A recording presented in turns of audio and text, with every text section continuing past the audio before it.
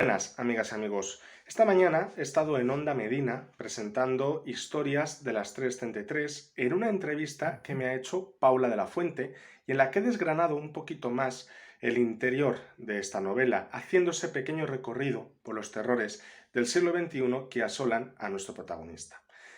Antes de dejarte la entrevista, quiero recordarte que hoy es el último día para participar en nuestro sorteo y que tú puedes ser la primera persona en llevarte un ejemplar completamente gratuito de Historias de las 333. Para ello, lo único que tienes que hacer es meterte en nuestra publicación del sorteo, seguir las indicaciones y participar. Estás escuchando Conéctate a la Onda con Paula de la Fuente.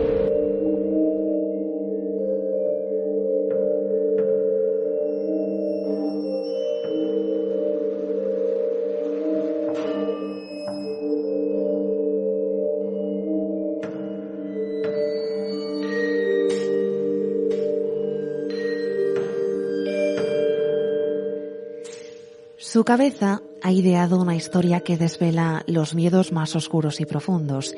Y es que quien no se ha levantado alguna que otra noche a la mágica hora de las 3:33. Una hora que mezcla insomnio, algún que otro terror y probablemente se entrecruce con alguna meiga. Y es que José María Magro se ha adentrado en este oscuro y enigmático ciclo temporal en su obra Historias de las 3:33. Hoy nos acompaña para presentar y desvelar, como les decíamos, esos miedos más oscuros y profundos que protagonizan cada una de sus páginas. José María Magro, muy buenos días. Buenos días, Paula. Claro, muchas personas se pueden preguntar, ¿coincide el nombre? ¿No coincide? Sí, tenemos con nosotros al portavoz del Grupo Municipal Socialista, pero en este caso dejamos al lado completamente la política y nos adentramos en el mundo literario, porque acaba de lanzar Historias de las 333. ¿Qué nos vamos a encontrar en su obra? Pues sí, la verdad que es un proyecto que a mí me ha ilusionado mucho en el último año y la verdad que para el año que hemos tenido, por lo menos acabar con la noticia de que iba a publicar mi primera novela ha sido, la verdad, bastante esperanzador, ¿no? para estos días. Y de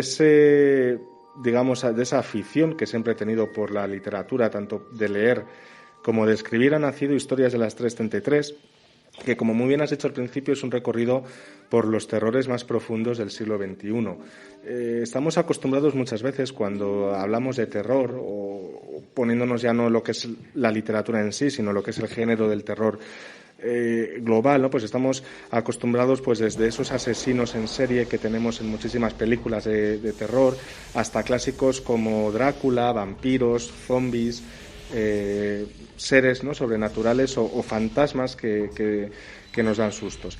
Historias de las 333 va un poquito más allá. No es un libro de fantasmas, no es un libro de asesinos en serie, aunque sí que hay algún que otro asesinato. No es un libro que habla del género del terror que conocemos, sino que nos adentramos precisamente en esos terrores que podemos tener cualquiera de nosotros a día de hoy. Pues el terror a no saber qué va a ser el futuro cercano nuestro, el terror a no saber si vamos a aprobar el último examen de la universidad, el terror a saber si la chica con la que he quedado y que he conocido por las redes sociales va a ser la chica idónea o me voy a llevar alguna sorpresa, el terror de salir un día de fiesta y no volver a casa, ¿no?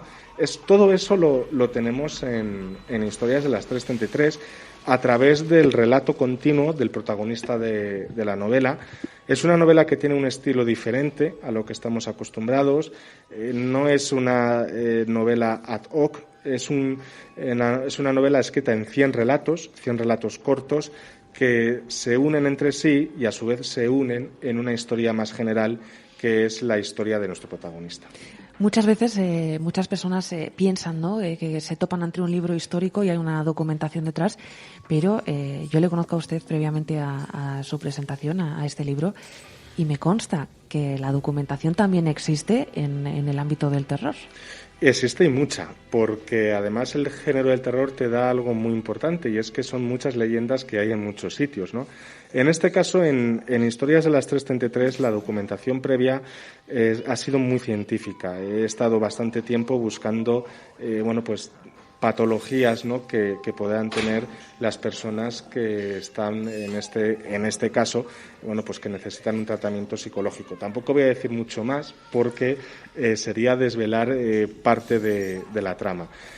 Se lee al principio de la novela, se sabe perfectamente que la novela es una conversación entre un muchacho y un facultativo, una persona que intenta ayudarle. Y aquí sí que ha habido una gran obra de documentación, pero también ha habido una documentación en cuanto a la propia banda sonora del libro. El libro tiene banda sonora. Según lo vas a ir leyendo, vas a ver que en determinados momentos hay ciertas canciones que están sonando. Los colores son muy importantes, cada color representa una cosa, sobre todo hay 3 colores que marcan la diferencia, que son el negro, el rojo y el blanco, y sobre todo esa persecución que tiene nuestro protagonista con un ser que él ve desde que era pequeño, que se le encuentra de vez en cuando en su vida cotidiana, que le asusta por las noches, y es el hombre de ojos rojos. La novela trata precisamente de que el lector, a través de ese recorrido que se hace por las pesadillas del protagonista, descubra quién o qué es el hombre de ojos rojos. Sueños, pesadillas, meterse en la cabeza del propio personaje para que el lector conozca cada uno de sus pensamientos. La psicología juega, por tanto, un papel fundamental. Y juega además un papel fundamental porque el libro está escrito en primera persona. Es decir, es el lector el que está viviendo ese sueño, es el lector el que está teniendo esa conversación con el propio facultativo, y es el lector el que vive de plano todo lo que ocurre en el libro. A mí me gusta mucho escribir en primera persona. Creo que escribir en primera persona acerca más al escritor y al lector, y sobre todo al protagonista, que es, digamos, ese alargamiento, esa sombra, ¿no?, que hay y que une al escritor con el propio lector. Por eso a mí siempre me gusta, y he escrito mucho, y todo lo que he escrito desde que tenía 14 años prácticamente está escrito en primera persona, ¿eh?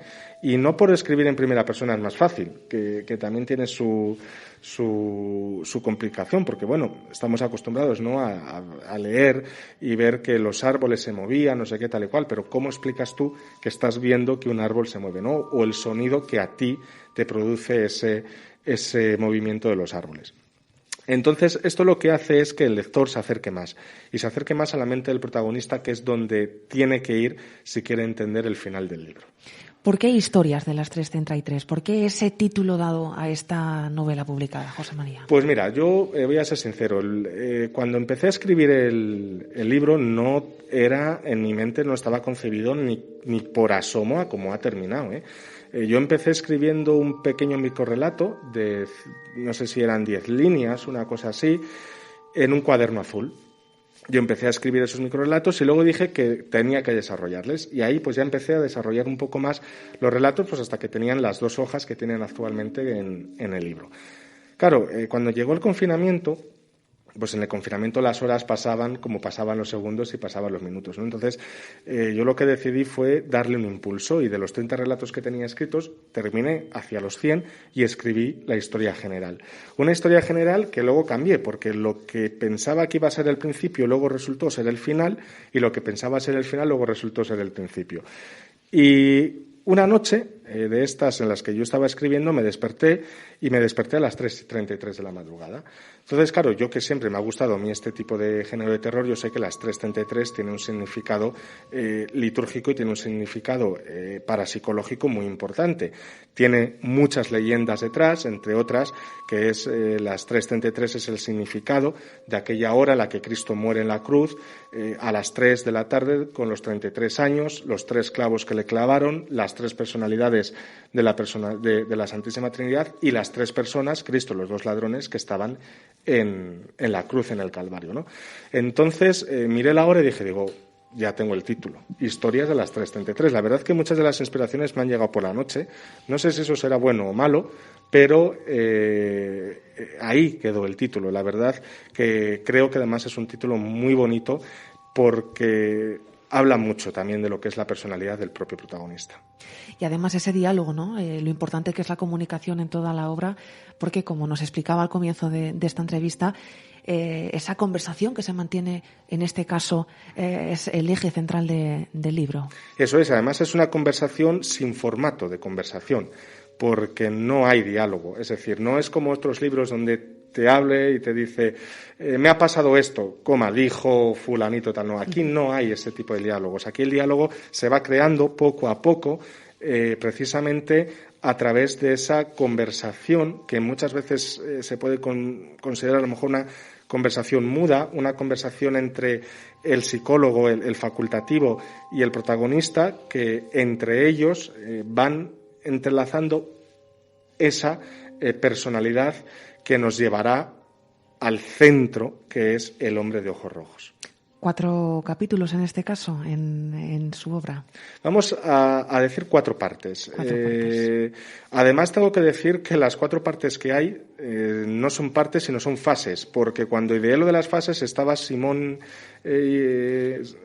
Simón explicando las fases, y digo, hombre, un libro que se está escribiendo en el 2020, en pleno confinamiento, aquí hay que poner la referencia a las fases, y son las 4 fases: la fase 1, la fase 2, la fase 3 y la fase 4, con la introducción, que es el introito y la fase 0, y el final, que pues es ya ese desenlace que explica un poco, porque el resto se lo tiene que imaginar el propio lector, el porqué de esas 4 fases y por qué se llaman fases y no partes. Lo cierto es que, además, que todas las personas, ¿no?, que os dedicáis al ámbito de la literatura, soléis decir que sí que hay mucha parte de la realidad que luego, ¿no?, se entremezcla con la ficción en vuestras creaciones. En este sentido, ¿nos vamos a poder encontrar también algún elemento característico a mayores de esas fases de este año tan complicado, el 2020? Bueno, podemos decir que los elementos característicos de la pandemia, que ha sido principalmente la soledad de muchas personas, es algo que está absolutamente intrínseco desde la página 1 hasta la página 247. No puedo decir más, porque entonces tendría que desvelar un hecho muy importante de la novela, que prefiero que el lector la vea por sí sola, porque es muy importante. Cuando ya se llega por esa fase 3, ya se desvela un poco más de la personalidad. Hay una pregunta que sale en la sinopsis que hemos mandado a todos los medios de comunicación, de quién es ese mechón de pelo que tengo en la mano cuando me levanto. Ese tipo de preguntas están muy intrínsecas precisamente a esos problemas psicológicos que podemos tener precisamente en momentos de soledad. Y ahí es también una de las cuestiones principales. No voy a decir más, porque a mí, si me dejas, yo te cuento toda la novela, pero creo que es preferible que el lector por sí mismo descubra de quién era ese mechón de pelo, quién es el hombre de ojos rojos, por qué ocurre todo lo que ocurre, por qué tiene esas pesadillas y no otras, por qué sueña con una discoteca llena de gente, por qué se acuerda de repente de su primer amor en un campamento. Bueno, pues todas esas historias que, como bien empieza la novela, no todas las historias de terror son falsas. Una serie de incógnitas que harán reflexionar también al propio lector que tenga entre sus manos historias de las 333. Empiezas reflexionando, yo creo que desde el primer párrafo.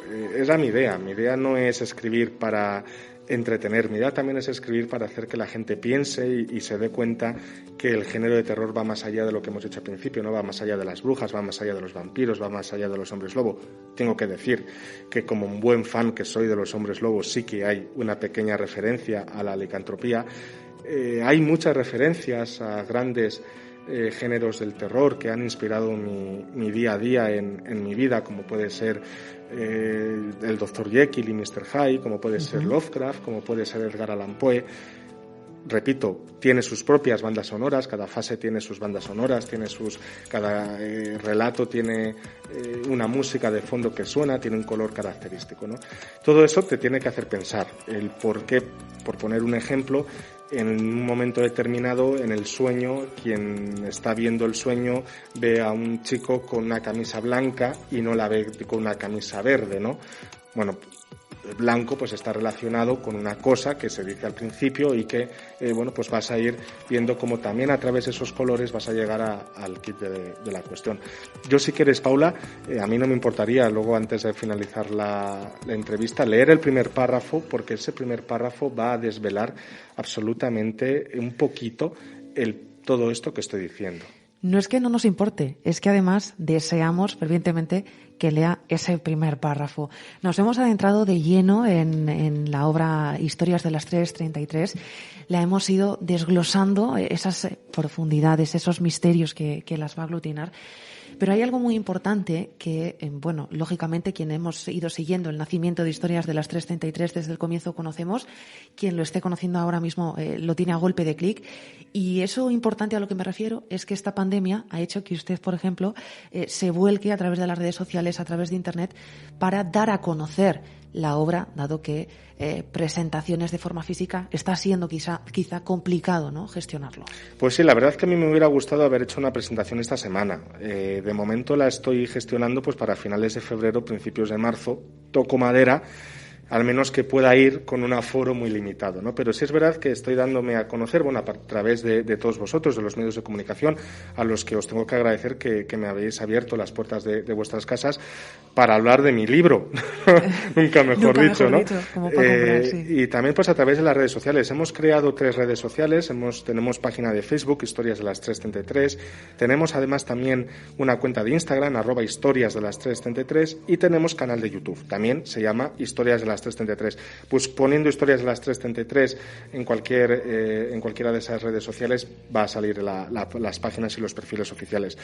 En esas redes sociales damos a conocer todas las novedades del libro, desde prácticamente el mes de septiembre que se firmó el contrato con la editorial hasta el día de hoy, en el que también pues estamos subiendo todas estas entrevistas para que el lector y el aficionado pueda conocerlo, ¿no? Tengo de momento un sorteo abierto, un sorteo que quien quiera pues puede entrar, como digo, en mi Instagram o en el Facebook de Historias de las 333, participando en ese sorteo, compartiendo la publicación del sorteo y comentando y etiquetando a los amigos. Puede ser el agraciado de llevarte el primer libro gratuito con un cartel, un cuaderno y un marcapáginas, ¿no? También un poco para darnos a conocer. Pero tengo intenciones de hacer una presentación no al uso, sino un poco distinto, también un poco en lo que es Historias de las 333.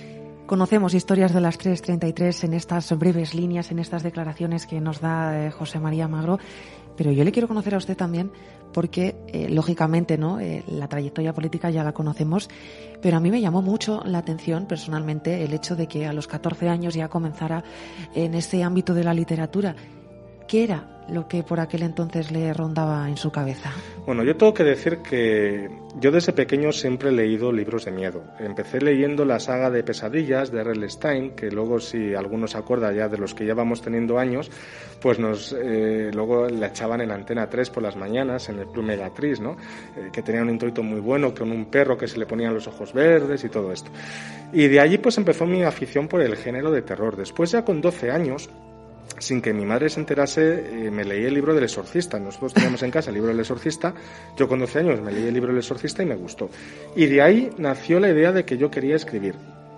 Un verano, con 14 años, el verano que pasé de cuarto de la ESO a primero de bachillerato, me compré una estilográfica, la puse tinta negra y con un paquete de 100 folios escribí una novela que yo llamé Locura, y que era pues la historia de una familia que se moría su abuelo y se pegaban por la herencia. También era una novela de terror porque había, bueno, pues un pacto con el diablo y muchas cosas raras que les llevó a la locura a todos los herederos de la casa, ¿no? Porque luego resultaba que esa casa estaba maldita desde mucho antes. Bueno, yo me monté ahí una película y la escribí. Sí. Yo por aquel entonces, con 14 años, pues intenté publicarla. Pero claro, con 14 años mandas 4 correos electrónicos, te dicen que tienes que pagar no sé cuántos euros, y dices tú, ¿dónde voy yo aquí ahora con esto, no? Y luego, pues cuando empecé la universidad, volví a escribir otra novela, una novela inspirada en la saga de Pesadilla en el Street, y que era más corta que Historias de las 333, y que tengo que decir que he retomado y que espero que sea mi segunda novela en publicar. Una novela que estoy cambiando mucho porque, bueno, la mentalidad con 18 años tampoco es la mentalidad, ¿no?, que tenemos ahora. Y entre medias, pues me he presentado a muchos concursos de relatos, en algunos he quedado finalista, en otros no. Bueno, también dependía un poco del relato que presentarás. Y el último, hace una semana, me presenté al concurso de una página web que se llama Diversidad Literaria. He salido seleccionado, van a publicar ese relato y, bueno, pues espero también poderlo compartir dentro de poco con todos los lectores. Bueno, primeramente, enhorabuena por esa buena noticia y lo importante que es, ¿no?, tener esas piedras angulares de, en este caso, no infancia, pero sí adolescencia, para irlas retomando, ¿no?, y ver la importancia que ha tenido a lo largo de su vida, en este caso los relatos de terror, de misterio, para llegar donde ha llegado a día de hoy. José María Magro, vamos a hacer una breve pausa publicitaria y vamos a volver con ese primer párrafo de Historias de las 333. Muy bien.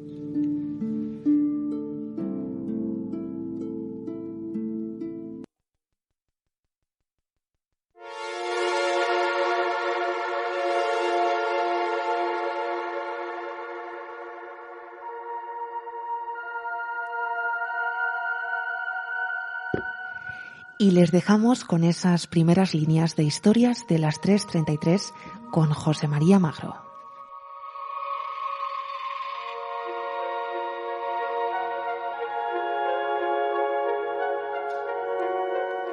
No todas las historias de terror son falsas. Muchas de ellas se encuentran intrínsecamente vinculadas a nuestras almas, en nuestros corazones moribundos llenos de esa tensión y estrés que nos produce la mezcla de nuestra mente con nuestra vida. El ajetreado ritmo de los coches y los trenes, los cafés tomados de pie, deprisa, con un cigarro encendido atravesando nuestra mano, se convierten en una súbita y taciturna relajación cuando llega la noche. Y los cuerpos, cansados, dejan su raciocinio a un lado para convertirse en un animal más, al que la muerte acecha sin darnos cuenta. Es por la noche cuando ocurren la mayoría de los hechos que no conocemos. Es en ese instante cuando nuestro corazón se apaga, nuestros sentidos dejan el raciocinio atrás y se transforman en los de un animal fallecido y taciturno, que no tiene necesidad de entablar conversaciones más allá que consigo mismo. Es en ese momento cuando nuestros miedos de la infancia, ese monstruo que vive debajo de la cama, la llamada de teléfono perdida, el armario que se abre y se cierra, la lluvia de la calle, la tormenta cuyos rayos dejan entrever fantasmas y las brujas entre las persianas de las casas cobran vida. Es por la noche cuando nuestro cuerpo se desliza a otra dimensión, en la que no podemos parar, de la que no podemos escapar, donde soñamos que caemos de lo alto de un rascacielos, que no podemos movernos mientras un demonio juega con nosotros y con nuestros sentidos. Es por la noche cuando nuestros sentimientos animales se ponen más alerta para poder encontrar la razón de la existencia de nuestras vidas. Es por la noche cuando escuchar un simple ruido puede atormentarnos hasta la mañana siguiente. Por eso decimos que no todas las historias de terror son falsas. Muchas de ellas se encuentran dentro de nosotros mismos, teniendo como protagonista a lo que más queremos, a nuestros seres queridos, a nuestra propia alma, a ti.